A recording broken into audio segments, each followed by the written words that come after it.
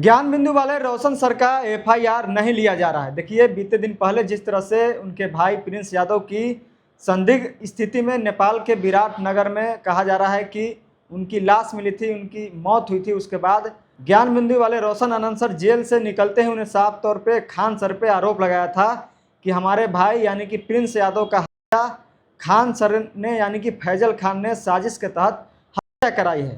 तो देखिए कि इसी मुद्दे को लेकर और जिस तरह से रोशन आनंद अपने भाई का क्रियाक्रम करने के बाद पटना पहुंचते हैं, पटना देर रात वह कदम कुआं थाना पहुंचते हैं। उसके बाद लगभग 5 घंटे तक एफआईआर की कॉपी लेकर यानी कि एप्लीकेशन लेकर वह थाने की जो है गुहार लगाते हैं और जो एसएचओ हैं उनसे बातचीत करते हैं कि जो है हमारे भाई की जो है हत्या की गई है, साजिश के तहत हत्या की गई है। उन्होंने साफ तौर पे खान सर और किसान कोल्ड स्टोरेज के मालिक और भी कई लोग हैं उन पर साफ तौर पे आरोप लगाया है कि हमारे भाई को कहीं ना कहीं इन लोगों ने ही हत्या करवाई है।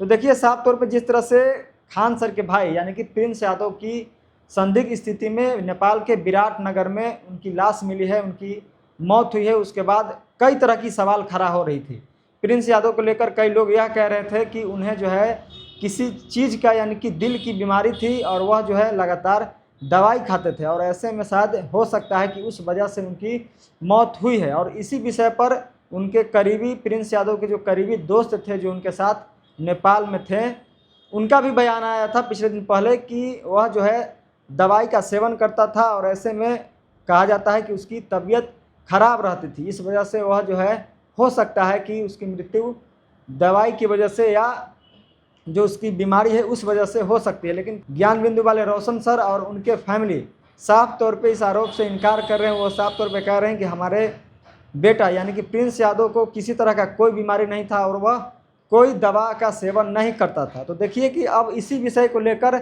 लगातार जांच की मांग हो रही थी कि सीबीआई जांच हो, फॉरेंसिक जांच हो और पोस्टमार्टम रिपोर्ट की इंतजार की जा रही थी। तो देखिए कि इसी बीच पोस्टमार्टम रिपोर्ट भी आया है और साफ तौर पे पोस्टमार्टम रिपोर्ट में यह अंतिम रूप नहीं लिया गया है कि आखिर किस वजह से जो है प्रिंस यादव की मौत हुई है। पोस्टमार्टम रिपोर्ट में प्रारंभिक जो है शुरुआत में यह कहा जा रहा है कि जो चोटें लगी है, चोटें की जो निशान बताए जा रहे थे कि जो उनके आंख पर चोट लगी थी, इस वजह से कई लोग कह रहे थे कि शायद इनकी हत्या की गई है। लेकिन पोस्टमार्टम रिपोर्ट में इस तरह की कोई जो है स्थिति नहीं दिखाई दी है और कहा जा रहा है कि दिल की बीमारी से शायद उनकी मौत हो सकती है। हालांकि जो पोस्टमार्टम रिपोर्ट आया है यह अंतिम निर्णय नहीं है, इसकी जो है अग्रिम जांच के लिए, फॉरेंसिक जांच के लिए जो है आगे भेजा गया है। यानी कि दूसरा रिपोर्ट आने के बाद यह स्पष्ट होगा कि प्रिंस यादव की मौत आखिर कैसे हुई।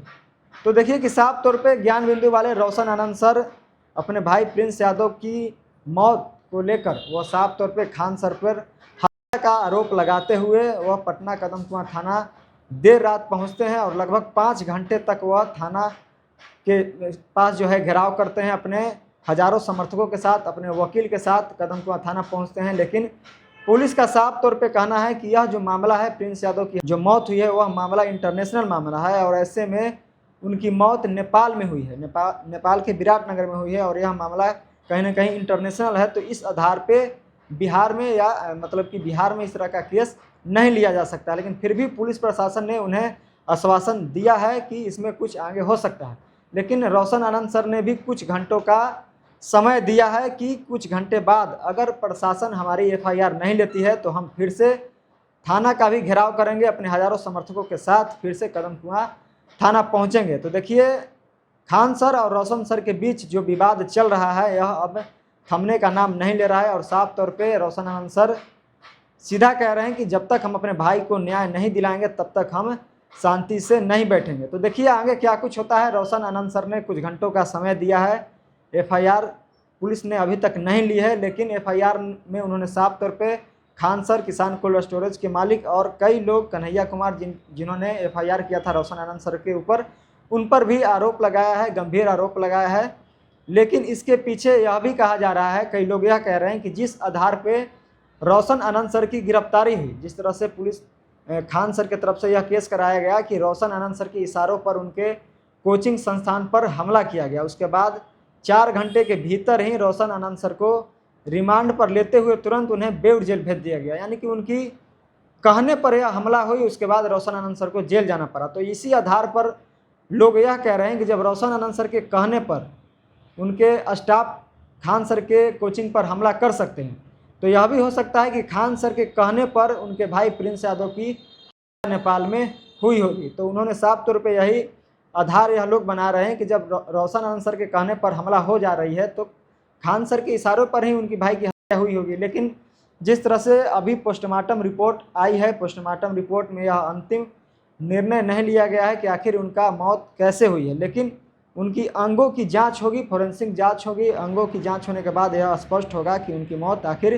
किसी बीमारी से हुई है या किसी साजिश के तहत उनकी हत्या की गई है। तो यह जो है आगे की जांच यानी कि फोरेंसिक जांच आने के बाद स्पष्ट होगा। लेकिन रोशन आनंद सर एफआईआर कराने को लेकर कदमकुआं थाना को जो है कुछ घंटों का अल्टीमेटम दिए हैं, कुछ घंटे बाद। और देखिए कि आईजी की तरफ से उन्हें आश्वासन भी दिया गया है कि हम इसमें कुछ करेंगे, और कई थाना प्रभारी पदाधिकारी से बातचीत भी चल रही है और कई तरह की बातें इसमें हो रही है। क्या पुलिस प्रशासन किसी राजनीतिक दबाव में आकर इनका एफआईआर नहीं ले रहा है? तो कई मुद्दों पर इस तरह की बातें सामने आ रही है। तो देखिए आगे क्या कुछ होता है, क्या रोशन आनंद सर का एफआईआर लिया जाता है और क्या फोरेंसिक जांच होने के बाद क्या कुछ मामला सामने आता है, क्या सच में उन्हें बीमारी से मौत हुई है या उनको जो है साजिश के तहत उनकी हत्या कर दी गई। तो यह जो है जांच का विषय है, जांच आने के बाद ही स्पष्ट होगा। लेकिन फिलहाल रोशन आनंद सर की एफआईआर अभी तक नहीं ली गई है। तो इसके पीछे आप क्या कुछ सोचते हैं? रोशन आनंद सर का एफआईआर क्यों नहीं लिया जा रहा है? इसके पीछे क्या कुछ कारण हो सकता है? क्या सच में